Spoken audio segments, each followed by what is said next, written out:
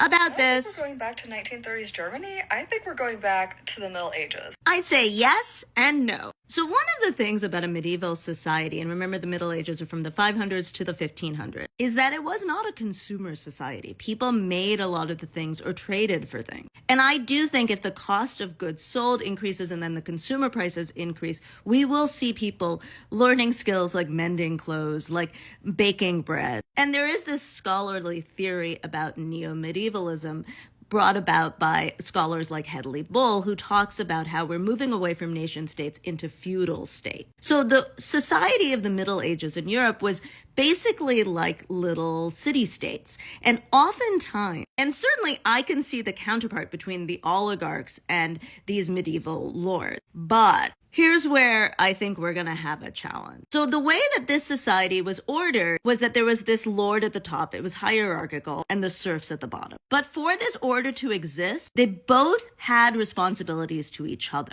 The serfs to work the land and do the work, but the lord had the responsibility of the serfs as well. So for example, this wall, serfs could go in to be protected. And I would say with the advent of wage labor and capitalism, we have broken that communal contract. Most oligarchs do not see any responsibility to the people. And in the last 100 years particularly, we have not only really broken that contract, we've also moved physically further away from each other. In the Middle Ages, people lived together for both defense, protection, but also for the sharing of resources. People might use communal bread ovens. People might trade resources. And that kind of collective action also requires a sort of connection between people in a community. So if we do not act, we will end up with the worst of the Middle Ages and the worst of our age.